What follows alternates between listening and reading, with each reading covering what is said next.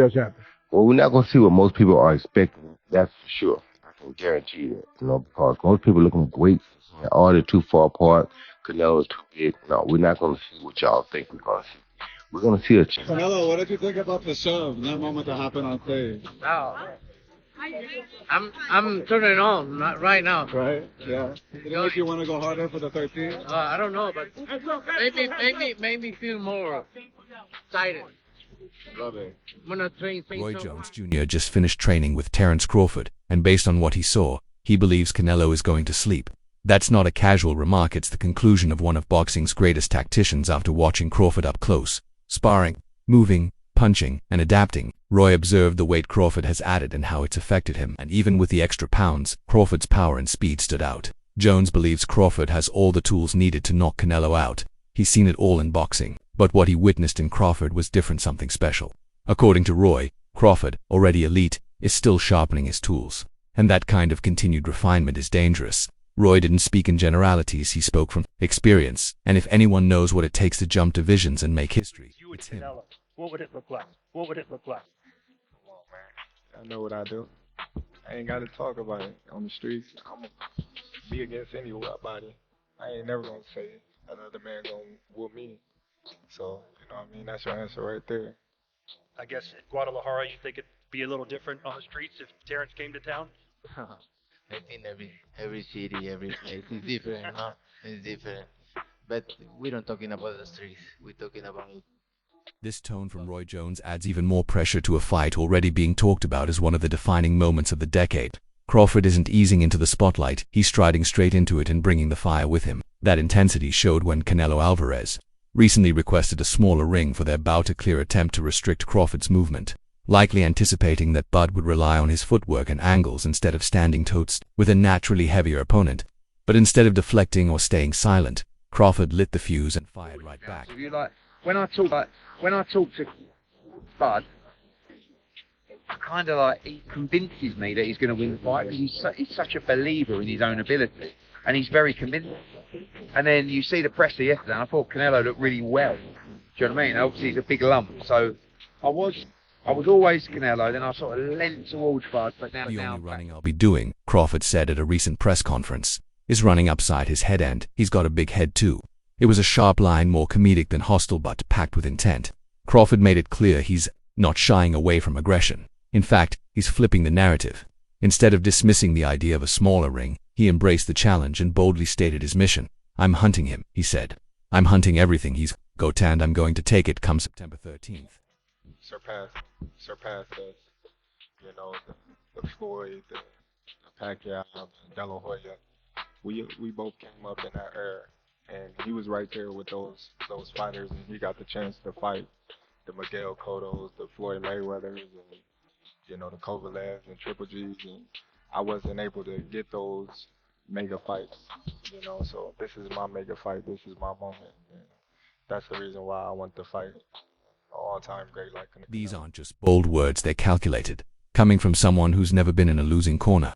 Terence Crawford's resume is airtight: 41 wins. 31 by knockout, and a 4-weight world champion who recently added a super welterweight title after a dominant unanimous decision over Israel. That win didn't just secure another belt, it added another division to his growing legacy. Now he's aiming even higher, jumping to more weight classes to take on the undisputed champion in a 5th. Meanwhile, Canelo Alvarez is coming off one of the most underwhelming performances of his career, a lackluster unanimous decision win over William Skull that did little to inspire confidence. I'm going with Terence Crawford. Crawford. You know, big weight jump, a dangerous fight, but somebody's got to prove to me that they can break Terence Crawford's will and that he can't figure it out against you. You know, it ain't no disrespect toward Canelo, but I've said this the last couple of years. I'm not betting against Terence Crawford against nobody. That you can beat me over 12 rounds. That's the question Crawford is forcing into the spotlight, and Canelo's last fight didn't offer a convincing answer. In that bout, Canelo and William Skull combined for just 445 punches, record low for a major title fight.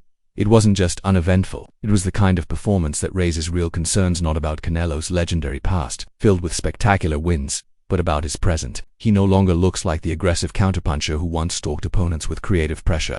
Against Skull, he appeared flat, risk-averse, and more like a fighter trying to stay active than one trying to dominate. I think if anybody has a chance to beat Canelo, I think it's Terence Crawford. His IQ is on another level. He's a great fighter and he's strong. It's just that it's a lot of weight. I wouldn't be surprised if Terence Crawford wins. Wouldn't be surprised if he loses. Terence Crawford, when he went up against the best opposition, like Earl Spence, he showed what level he's on, what type of dog he is. I don't know. You really have to let these fights play out to see what happens. He might get hurt. That might activate him to come back strong. Could you still make 68? I don't want to make 68. No, Terence wins 68. Yeah, well, if that's, That's a dangerous version of Canelo to bring into a fight with Crawford, a fighter who thrives on opponents that sit still or slow down. Crawford's style is reactive, surgical, and venomous when triggered. If Canelo is even half a step slow or hesitant to throw in high volume, Bud won't hesitate to take control and dominate. But at this point, it's not just about style matchups. The build-up to this fight has taken on a life of its own. At a recent press conference in New York, tensions boiled over when Crawford approached Canelo on stage only for Canelo to shove him, prompting both entourages to rise and security to step in. This wasn't manufactured drama. It was raw, emotional, and unfiltered. The tension is real, driven by two contrasting personalities and the weight of legacies decades in the making. Now there is a champion. Good fighters, but elite fighters is different. Wait. So I'm gonna fight an elite fighter in September. Yeah. Okay. Then we're gonna find out. We're gonna find out. And don't get me wrong, you're a great fighter. I know I'm great. You're a great fighter, but you're gonna find out. I hope your uncle Turki Alashi pay you enough money because it's gonna be the last. That's for sure. It may be. Maybe. I hope he pay you enough. But you know, after fighters fight me, they ain't never the same. So I just hope your career continue. If you look my career, both men have conquered 4 weight divisions. Both have been undisputed champions. And on September 13th in Las Vegas, both are chasing more than just another belt. For Crawford, this is a chance at immortality, a shot to erase any lingering doubts and cement his name above even the most celebrated welterweights and lightweights in boxing history. For Canelo, with his the 2nd of February 63 record and 39 knockouts, it's about silencing the growing chorus, questioning whether his prime is behind him. And Terence Crawford is a legend. He's great. He's a great fighter. The only thing I see that I favor Canelo is that is his weight. Yeah. And that he's more bigger. You know what I'm saying? That's the only thing. But as far as skill set wise, IQ, I feel like Crawford can match anybody and probably do way better. You know what I'm saying? But Crawford is a legend, bro. Yeah. And like I said, you can't. Bernard Hopkins, another legend who worked closely with Canelo during the Golden Boy era, didn't hold back when the idea of Crawford challenging Canelo first surfaced. Initially, Hopkins called the matchup ridiculous, saying, "That's why we have weight classes." He questioned Crawford's motivation and even went as far as to suggest that the fight could be physically dangerous for him. It's going to be different. It's going to be different. I am concerned about him absorbing a Canelo punch, especially through the course of 12 rounds. We do know this about Canelo. He's going to slow down. So I think if anything, Canelo would try to start fast, bang on him, and break him down before he gets later. And he's still got that kind of steam. But, there's so many components that make a champion. There's so many components that make a legend. It's just so much. But Hopkins has now completely reversed his stance. In a more recent interview, he said Crawford has a legitimate chance, putting it at 85%. That's not cautious optimism. That's near certainty. He's not going in there to prove something, Hopkins said. He's going in there to show that Canelo's time has come and gone. A flip like this from someone as disciplined and skeptical as Hopkins means something. He's not swayed by hype. He watches the technices, and if he sees Crawford setting the tone early and maintaining it, he believes that alone could be enough to unravel Canelo, who's used to dictating the tempo, and that Hopkins warns presents a real problem. And Turki has a knockout bonus in this fight. And there seems to be something out there like the way for you to win this fight is to move. Is that true? Listen. Turki, you need to put a small ring the smaller ring in the... And then there's the extra incentive and knockout bonus. His Excellency Turki Alashi, one of the major backers of this fight, confirmed that a substantial reward will be given to anyone who scores a KO. While he didn't disclose the exact amount, he made it clear. This fight needs a finish, not just for legacy, not just for belts, but for spectacle. This isn't just a boxing match. It's part of the sport's evolution as it blends deeper into the entertainment world, driven by Saudi influence, cross-promotional partnerships, and UFC-level production value. Turki also revealed that the winner will receive the most expensive Ring magazine belt ever created. crafted by a British company known for designing custom pieces for royalty and military honors. This isn't a typical keepsake, it's a statement piece, forged in fine gold, showcasing elite craftsmanship and symbolizing who truly rules this era of boxing. This did normal boxing numbers, you know, and let's be real, you know what Jake Paul is gonna say. He already shitted on this fight. Don't let the numbers not come anywhere close to his numbers with Tyson, and it's gonna be all bad. Would it even matter if Bud and Canelo didn't do the numbers of Jake and Tyson? Or is that an indictment on the sport that, it's just showing what our fan base prefers? It would be a disappointment if this fight ended up doing just normal asterisk boxing numbers. And let's be real, you already know what Jake Paul's going to say. He's already taken shots at this fight, and if the numbers don't come anywhere close to what he does with Tyson, it's going to be all bad optics. But would it even matter if Bud versus Canelo didn't match Jake versus Tyson in pay-per-view sales? Or is that a damning indictment of where the sport stands today, exposing what the fan base really prioritizes? Because if spectacle outweighs skill, and hype beats history, then we might have to admit something uncomfortable about the direction boxing is You need heading. to put a small ring, the smaller ring in the...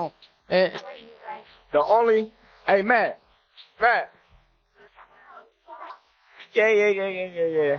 The only running that I'm gonna be doing is running upside his head, and I can assure you that. Facts. And he got a big head too.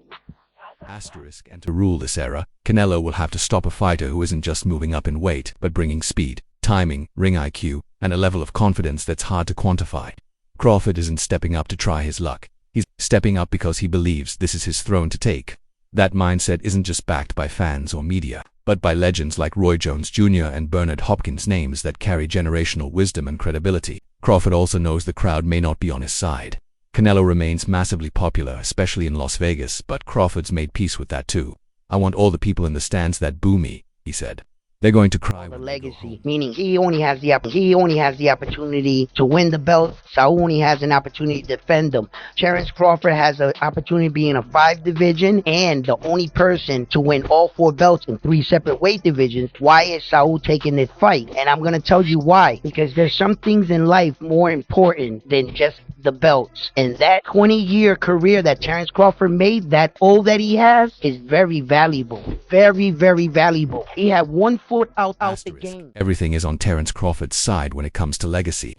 He has everything to gain while Canelo Alvarez has everything to protect. Crawford isn't just chasing belts, he has the chance to become a 5-division champion and the only fighter in history to become undisputed in 3 separate weight classes. That's historic. Meanwhile, Canelo is stepping in not to build, but to defend his status, his legacy, and his pride. So why is he taking this fight? Because sometimes, there are things more important than titles. Canelo sees the value in what Crawford has built over a 20-year career, the respect, the skill, the story, and deep down he knows that beating someone like Crawford means more than any belt ever could.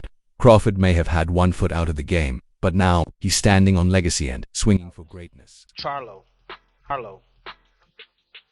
Do you really think that he's gonna knock out Crawford? I would pick Terence Crawford to beat a Canelo Alvarez, even at 168. Everybody can call me crazy and whatever you want to say. I get it. Y'all didn't believe me when I told you about Spence. Trust me, Crawford will figure out a way. I know a secret y'all don't know, and I ain't gonna tell you why I would pick Terence Crawford, but it's part of the secret, is the reason why I'm picking him to win. Asterisk, Floyd Mayweather's name is never far from the conversation whenever Canelo Alvarez steps into a high-profile fight, and the upcoming clash with Terence Crawford is no exception. Canelo's 2013 loss to Mayweather remains the only bout in his career where he was thoroughly outclassed from bell to bell, even though the judges recorded it as a majority decision. It's a memory that still trails him, and this time he's chosen to confront it head-on, using it to draw a sharp comparison between his past and present challenges. In a statement that stirred boxing fans and fighters alike, Canelo boldly claimed that Crawford, not Mayweather, is the better fighter. "I think Crawford is better than Mayweather because he switches his guard to both sides. He's more intelligent. I think he's better than Floyd Mayweather," Canelo said. It was a striking comment, clearly intended to elevate the magnitude of his next fight, but it also sent shockwaves through the boxing world, especially among those closest. You need to put a small ring, the smaller ring in the...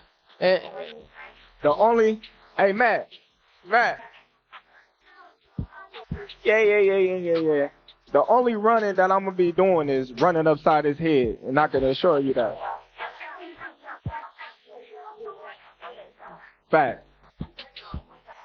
And he got a big head, too. Asterisk Jeff Mayweather, Floyd's uncle and longtime boxing voice, was quick to push back on Canelo's claim that Terence Crawford is a better fighter than Mayweather, calling it a calculated move to elevate his next opponent and reframe his own legacy. Maybe Crawford is better, Jeff said, but you'll always say the guy who beat you is better than the one you're about to fight, so it looks like you're facing someone even greater. When an interviewer suggested Floyd was in his prime while Canelo was still green in 2013, Jeff shut it down, pointing out that Canelo had more fights at the time and lost to a 36-year-old. You're not in your prime at 36, he said. Your prime is in your 20s.